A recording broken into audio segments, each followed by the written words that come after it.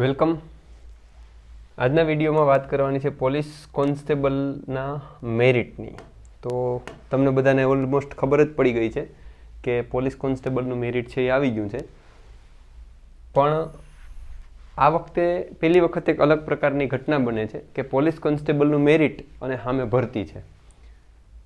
તો દર વખતે જે નિરાશાનો માહોલ ઊભો થઈ જતો મેરિટ પછી તરત જ કે અમારો વારો આવ્યો, નો આવ્યો, એટલા માર્ક થઈ ગયા, વોટેવર, એટલીસ્ટ એમાં થોડીક રાહત છે. તો આજના વિડીયોમાં આપણે વાત કરવાની છે આજે જે મેરિટ આવ્યું એના ઉપર, એને લગતી કેટલીક વાતો કરશું. પોલીસ કોન્સ્ટેબલનું મેરિટ છે એ જાહેર થઈ ગયું છે. એની પહેલાં એક મહત્ત્વની વાત કરવાની છે કે આ ભરતીનું જે કટ ઓફની વાત કરતા ને તમે બધા ત્યારે, તો મને વ્યક્તિગત એવું થતું જ નહીં કે કટ ઓફ વિશે કંઈક વાત કરીએ. કંઈક લેખિતની સિચ્યુએશન જ આવી ઊભી થઈ ગઈ હતી. તો મને તો કંઈ અંદાજ આવે એમ હતો નહીં કે મેરિટ વિશે કંઈ બોલું. પણ છેલ્લે પછી ઘણા બધી મેસેજ ને ટેલિફોન કોલ્સને થયા તો મને એમ થયું કે હવે હું કંઈક વાત કરું. તો વાત કરવા માટે મને કંઈ સ્ત્રોત ખૂજતો નહોતો, એટલે કંઈ નથી કર્યું. મેં આજે એ વાતને હું ખોલું છું કે આપણા ચેનલમાં જે આ વિડીયો પોલીસ કોન્સ્ટેબલના મેરિટનો કટ ઓફનો મૂકવામાં આવેલ છે એ આખો જે ચેટ જીપીટી કહેવાય આપણે, તમે જાણો છો, એને મેં આખો કોન્સેપ્ટ આપ્યો કે આવી સિચ્યુએશન છે એનું મેરિટ કેટલે રહી શકે. તો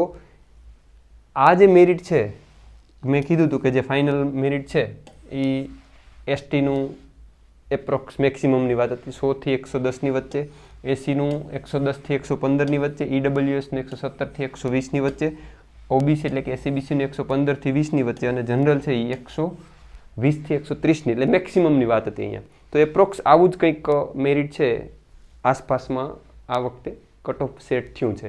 તો તમને એટલું કહી દઉં કે આ વાત છે એ મારી પોતાની હતી નહીં, આ એઆઈનો તુક્કો લગાવ્યો હતો અને એ એપ્રોક્સ આવો પડ્યો. હવે વાત કરીએ મેરિટની. તો અનારમ પોલીસ કોન્સ્ટેબલ એટલે કે બિન હથિયારધારી. બિન હથિયારધારી પોલીસ કોન્સ્ટેબલ કોણ કોણ બન્યું છે? તો જનરલ કેટેગરીમાં ભાઈઓમાં 132 જેને છે, ફિમેલમાં 114 છે અને એક સર્વિસમેનમાં 106.20 છે. તો આ તમામ જનરલ કેટેગરીવાળા છે કે જેને અનારમ પોલીસ કોન્સ્ટેબલની નોકરી મળી. ઈડબ્લ્યુએસમાં 125 ભાઈઓ માટે છે, બહેનો માટે 98.25 અને એક સર્વિસમેન 100.60. એસસી કેટેગરીમાં બિન હથિયારી 121.75 ભાઈઓ છે, 102.75 બહેનો છે. એસસીબીસીની વાત કરીએ તો 127.75 ભાઈઓ છે અને 105.75 બહેનો છે, એક સર્વિસમેન 102. એસટી કેટેગરીમાં ભાઈઓની વાત કરીએ તો 101.50 છે અને ફિમેલ એટલે કે બહેનો છે એ 80 માર્કે છે. તો અહીંયા આ પ્રકારનું કંઈક કટ ઓફ બિન હથિયારધારી પોલીસ કોન્સ્ટેબલનું અટકેલું છે. નેક્સ્ટ વાત કરીએ બિન હથિયારધારી પછી હથિયારધારી. નિરાતે પછી વાત કરીએ આના ઉપર કે વોટ ઇઝ બિન હથિયારધારી અને હથિયારધારી. અગાઉની વિડીયોમાં વાત તો કરેલ છે પણ ફરી વખત કંઈક નવા મોડ સાથે વાત કરશું. તો આનું મેરિટ છે એ કંઈક આવી રીતે જનરલ કેટેગરીમાં હથિયારધારી પોલીસ છે એમાં ભાઈઓ 125, બહેનો 101 અને એક્સ આર્મીમેન 100. હથિયારધારી પોલીસમાં ઈડબ્લ્યુએસમાં ભાઈઓ 122, બહેનો 83.25 અને એક સર્વિસમેન 97.7. એસસી કેટેગરી શેડ્યુલ કાસ્ટમાં 118 ભાઈઓ, બહેનો 96.75 છે. એસસીબીસી 123.25 છે, બહેનો 98.25 છે અને 98.60 એક સર્વિસમેન છે. અને એસટી કેટેગરીમાં ભાઈઓ માટે જે હથિયારી મેરિટ છે એ 91 છે. તો 91 માર્ક્સે આ મેરિટ અટકે છે. તો આ વાત હતી હથિયારી એટલે કે આર્મ પોલીસ કોન્સ્ટેબલની. હવે આગળ વાત કરીએ આપણે જેલ સિપાઈ પુરુષોની. જેલ સિપાઈ પુરુષોની. તો જેલ સિપાઈ પુરુષોનું મેરિટ આ પ્રકારે, આપણે અગાઉ વાત થઈ હતી કે તમારા માર્ક્સ મુજબ તમને સિલેક્શન આપવામાં આવે ઉપરથી નીચે સુધી. વધારે માર્ક બિન હથિયારી, હથિયારી પોલીસ કોન્સ્ટેબલ, પછી જેલ સિપાઈ. તો આ છે જેલ સિપાઈ પુરુષ અને જેલ સિપાઈ મહિલા, તો એને કહેવાય જેન મેટ્રોન. હવે જનરલમાં 122 ભાઈઓ, બહેનો 98.25, એક સર્વિસમેન 97.7. ઈડબ્લ્યુએસમાં 119 ભાઈઓનું મેરિટ છે, અહીંયા બહેનો 80.5 છે. એસસીમાં પણ 116, 96.25 છે એ બહેનો છે. એસસીબીસીમાં 121 અને 98 માર્ક્સ. તો અને એસટીમાં ભાઈઓ માટે અહીંયા 81 માર્ક્સ છે. એ જેલ સિપાઈ એટલે કે પુરુષ અને મહિલા જેલ સિપાઈનું કટ ઓફ છે એ અટકેલું છે. હવે હથિયારી પોલીસ કોન્સ્ટેબલ એસઆરપી. તો અહીંયા એસઆરપીએફનું મેરિટ છે, સ્ટેટ રિઝર્વ પોલીસ જેને આપણે કહીએ. તો આ મેરિટ જોઈએ તો જનરલ કેટેગરીમાં ભાઈઓ 121, એક્સ સર્વિસમેન 88, અહીંયા મેલ જ છે. એસઆરપીએફમાં આપણે ફિમેલની ભરતી થતી નથી. EWSમાં 118.50, SC 115.50, SCBCમાં 120.50 અને STમાં 80.5. તો આ છે એસઆરપીએફનું મેરિટ. તો આ પ્રકારનું મેરિટ આ ભરતીનું રહ્યું છે.